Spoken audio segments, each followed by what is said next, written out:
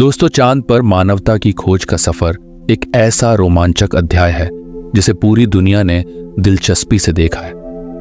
20 जुलाई 1969 को जब Neil Armstrong ने चांद की सतह पर पहला कदम रखा तो यह सिर्फ एक वैज्ञानिक उपलब्धि नहीं थी, बल्कि मानवता के लिए एक नई दिशा की ओर इशारा था। चांद पर जाना तब एक ऐसा सपना था जिसे सच करने के लिए अमेरिका ने अपोलो मिशन के तहत जी जान लगा दी। उस समय टेक्नोलॉजी अभी विकसित हो रही थी और चांद पर जाने की इस उपलब्धि पर कई लोगों ने सवाल उठाए। क्या वाकई अमेरिका चांद पर पहुंचा था? यह सवाल तब से ही चर्चाओं में रहा है। वीडियो में आगे जाने से पहले आप हमारे चैनल को सब्सक्राइब नहीं किया है तो सब्सक्राइब कर ले और वीडियो अच्छा लगे तो एक लाइक कर देना। चलिए इस सफर को शुरू करते हैं। जब आप चांद की तस्वीरों को ध्यान से देखते हैं तो वहां की जमीन बहुत गड्ढेदार और धूल धूसरित नजर आती है।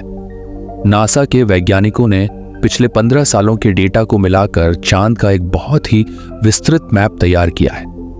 LRO, जो कि नासा का ऑर्बिटर है, 2009 से इस पर काम कर रहा है। मिशन के तहत चांद के विभिन्न हिस्सों की हजारों तस्वीरें ली गई हैं, जिनसे चांद की सतह के बारे में गहरी जानकारी मिली है।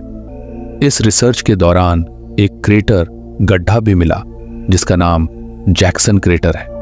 जैक्सन क्रेटर का निर्माण वैज्ञानिकों के अनुसार लगभग 1000 किलोमीटर तक फैलती किरणों के एक जाल के साथ हुआ था।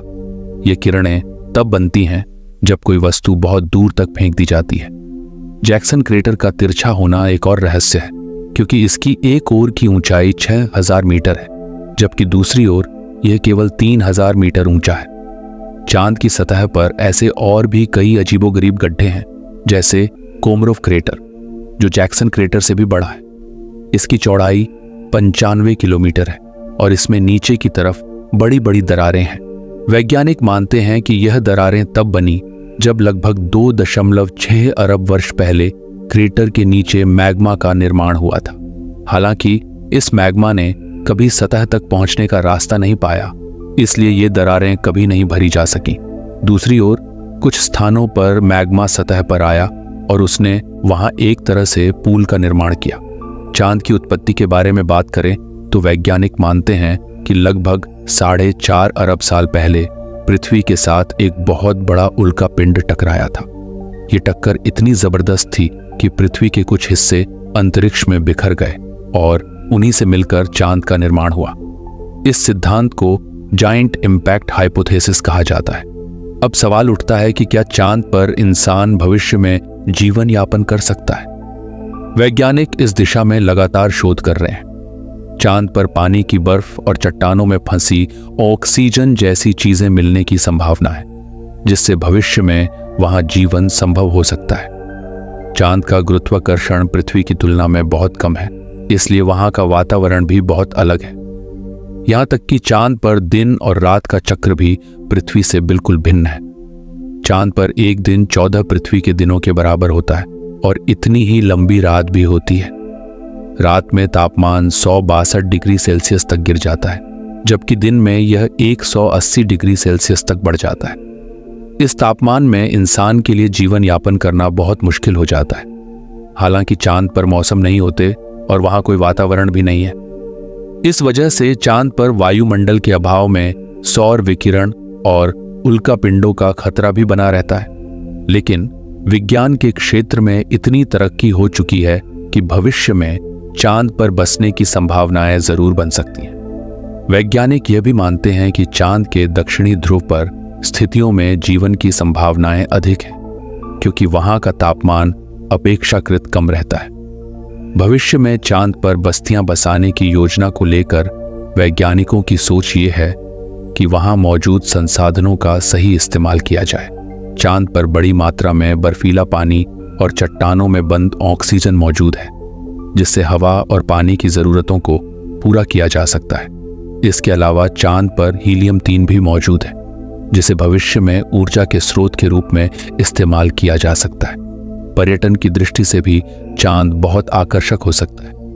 कई अंतरिक्ष एजेंसियां, जिनमें नासा प्रमुख है, चांद पर जाने की योजनाएं बना रही हैं। चांद पर मिशन भेजना बहुत खर्चीला काम है, लेकिन इसके लाभ भी उतने ही महत्वपूर्ण हैं। चांद पर जाने के लिए अब तक जितने भी मिशन हुए हैं उनमें से अधिकतर उत्तर ध्रुवीय क्षेत्र में उतारे गए हैं।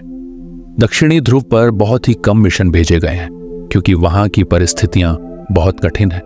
चांद की सतह पर वातावरण के न होने के कारण तापमान का अत्यधिक उतार चढ़ाव और विकिरण का खतरा वहां जीवन के लिए सबसे बड़ी चुनौती है। इसके बावजूद वैज्ञानिक लगातार चांद पर जाने और वहां जीवन के लिए उपयुक्त माहौल बनाने के प्रयास कर रहे हैं। चांद पर जाने की योजना के पीछे सिर्फ वैज्ञानिक उद्देश्य नहीं है, बल्कि मानवता की नई सीमाओं को खोजने का भी एक बड़ा मकसद है। चांद के संसाधनों का सही इस्तेमाल करके भविष्य में वहां पर मानव बस्तियां बसाई जा सकती हैं। ये न केवल एक बड़ी वैज्ञानिक उपलब्धि होगी, बल्कि यह मानवता के लिए एक नया अध्याय भी खोलेगी। चांद पर बस्तियां बसाने के लिए कई चुनौतियां हैं, जैसे वहां के कठोर मौसम, विकिरण का खतरा और वायुमंडल का अभाव। लेकिन विज्ञान के विकास के साथ साथ इन चुनौतियों का सामना किया जा सकता है। अंत में यह कहा जा सकता है कि चांद पर जीवन बसाना संभव है, लेकिन इसके लिए हमें अभी भी बहुत मेहनत करनी पड़ेगी। चांद पर जीवन के लिए जिन संसाधनों की जरूरत है वे वहां मौजूद हैं, लेकिन उन्हें उपयोगी बनाने के लिए वैज्ञानिकों को और अधिक शोध करने की जरूरत है। चांद की सतह पर मौजूद बैग्स और अन्य वेस्टेज मटेरियल्स भी वहां की एक कहानी बताते हैं कि किस तरह से इंसानों ने चांद पर कदम रखा और वहां अपने निशान छोड़े। ये निशान आज भी वहां मौजूद हैं और वे हमें याद दिलाते हैं कि मानवता ने एक बार चांद पर कदम रखा था और भविष्य में फिर से वहां लौटेगी। अंतरिक्ष अन्वेषण की पहल के दौरान कई अंतरिक्ष एजेंसियों ने चांद पर मिशन भेजे हैं। नासा, जो चांद पर इंसानों को भेजने की तैयारी कर रहा है, अपने मिशनों के लिए लगातार नई तकनीकों का विकास कर रहा है। चांद पर लौटने के इस नए दौर में वैज्ञानिक नई खोजों और अनुसंधानों के माध्यम से चांद की सतह के रहस्यों को और उजागर करने का प्रयास कर रहे हैं। भविष्य में चांद पर बस्तियां बसाने की योजना विज्ञान और मानवता की नई दिशा को निर्धारित करेगी। अंतरिक्ष में जीवन की संभावनाएं और चांद पर बसने की योजनाएं मानवता की खोज के उस पथ को दर्शाती हैं जिसे हमने अब तक केवल कल्पनाओं में देखा था।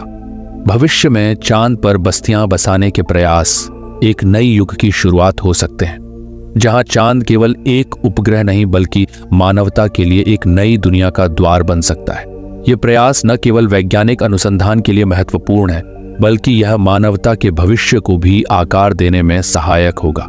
दोस्तों, इसके बारे में आपका क्या राय है, हमें कमेंट करके जरूर बताएं। अभी तक हमारे चैनल को सब्सक्राइब नहीं किया है तो सब्सक्राइब कर ले। ऐसे ही रोचक वीडियो हम इस चैनल में अपलोड करते रहते हैं।